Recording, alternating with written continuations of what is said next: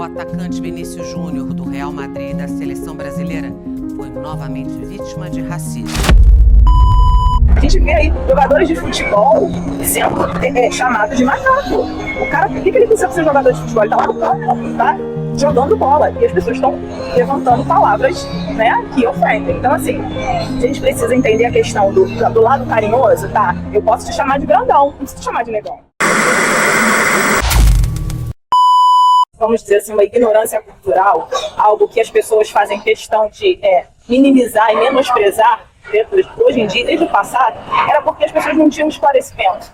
Aí você fala, nossa, mas a Glória Maria, uma repórter da Globo conceituada, ela aceitava isso? Ela tinha estudos, tinha esclarecimento? Mas por que ser chamada de neguinha e aceitar isso de uma forma normal? A gente precisa ver que o preconceito ele é muito presente, sim, tanto lá quanto hoje. Ontem eu presenciei algo no curso dos meus filhos, e mexeu muito comigo porque a gente costuma dizer que o preconceito não existe. Meninas, adolescentes de 14, 16 anos, dizendo que o lugar não estava legal porque tinham muitos pretos ali. Então essa parte que a gente acha que pode ser, e não, porque, desculpe até te perguntar isso, mas você nunca deve ter passado nenhum tipo de preconceito. Mas aqui eu falei pra senhora que depende da forma como se fala, que existem formas como se falam que são juridiais.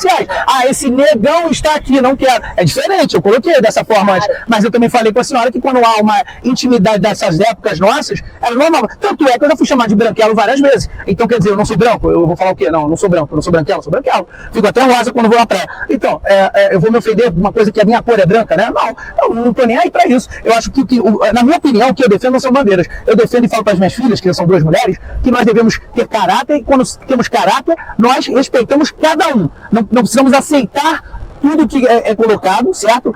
Você aceita isso? Não aceita para mim, mas tem que respeitar. Ponto final. Agora, a partir do momento que eu tenho ali, eu vejo que ele é da minha idade, da minha faixa etária, e é legal, ele é branquelo, normal. Porque a gente já se conhece, não vou chegar numa pessoa que eu não conheço e falar isso, porque a gente sabe que hoje em dia tudo estão levando para outro lado, uma outra conotação. Agora, eu fui muito cauteloso, muito cuidadoso quando eu falei para a senhora da injúria racial, né? Mas eu continuo seu raciocínio. Então, na minha opinião, são atitudes que se tem há muitos anos e que precisam sim ser mudadas e que eu acho que você conhece ele há muitos anos, cresceram juntos, ótimo, mas você não tem outra característica que você possa estar falando, chamando ele, você está chamando ele de negão, sabe? Então, assim, são coisas que soam de forma diferente.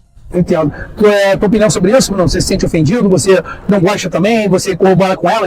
Discorda dela? Enfim, fica à vontade aí. Eu discordo dos dois. Eu gosto de discordar de todo mundo, porque eu acho que é a discordância que traz o debate para iluminar nossas pessoas. Nós temos um problema sério na nossa sociedade, que nós estamos absorvendo determinadas teorias sociais e transformando elas em verdades absurdas. Então, o que a gente tem que tomar cuidado é o que acontece. Hoje nós temos uma grande corrente política de raciocínio sociológico que coloca o racismo estrutural como o principal das relações estruturais da nossa sociedade, como a tese do professor Silvio de Almeida, que tem o máximo de respeito por ele. Mas a tese do racismo estrutural que coloca essa questão da cor como um fator estruturante principal, na minha verdade, ele passa do limite a partir do momento que a gente esquece que o principal estruturador de uma sociedade são as classes. E não está a ver com etnia, sempre teve a ver com classe econômica. Os ricos sempre foram bem tratados nesse país, historicamente. Inclusive, historicamente, se você for buscar os líderes negros da antiguidade, Rainha de Sabá, Cleópatra, todos eles sempre tiveram muito respeito. Então a misoginia, que é o preconceito à mulher, o racismo, que é o preconceito negro, ele só se dá quando você tem um negro pobre. Então, por exemplo, a palavra escravo vem do eslavo, que são os escravos que eram os jugoslavos, aquela pessoa era escravo do Império Romano. Então, tradicionalmente, a palavra escravo se refere a um branco, que são o povo eslavo, era um povo branco. E essa última escravidão, que foi a mais, que perdurou mais tempo na humanidade, que foi a escravidão do africano, ela teve um viés de todo esse pejorativo vir ser trazido, e a gente, no Brasil, que foi um país que conseguiu superar de uma forma positiva, que é a questão da miscigenação, e as pessoas hoje tentam colocar uma batalha que é desnecessária para a sociedade brasileira, na minha visão. Então, essa questão dos nomes, tem que acontecer um empoderamento positivo de todos nós. A gente tem que se apoderar de determinadas posições, de determinados nomes, e não permitir que tudo ali mais ofenda. Porque pra mim o negão é uma questão de empoderamento. Quando alguém olha pra mim na rua e fala, pô, é negão, não sei o que, eu vejo aquilo como uma coisa positiva. E as pessoas hoje tentam colocar tudo de maneira negativa para poder remeter ao negro coisas negativas, e não tem necessidade disso. Porque nós superamos, através das nossas batalhas, das nossas conquistas, superamos o racismo, estamos superando as nossas barreiras sociais pouco a pouco, porque nós temos sim condições de superar isso através do nosso trabalho e do nosso esforço. Porque nós não somos melhores nem piores do que ninguém. E eu acredito que é esse pensamento que nós devemos empoderar na cabeça de toda a população, que não tem palavra que consiga escravizar novamente a gente. Bacana, bacana. Eu só acho o seguinte, você falou de discordar, né? Essa parte que você falou sobre não se ser sentido pejorativo, as estatísticas dos jornais, tudo mostra diferente. Eu tenho um filho de 7 anos que eu tenho que ensiná-lo a se portar hoje na rua, para quando ele tiver maior e precisar sair, ele tem que sair correndo. Ele não pode sair sem camisa. Então, assim, desculpa, mas não estou dizendo que seja você, tá? Mas a hipocrisia nossa da sociedade, principalmente quando a gente se depara numa situação de dizer assim, não, porque a classe social é que interfere. Sim, a classe social interfere, mas se você com um poder aquisitivo alto, você chegar num restaurante mal vestido, você não vai ter o mesmo olhar que ele que possa chegar lá com a mesma roupa que você.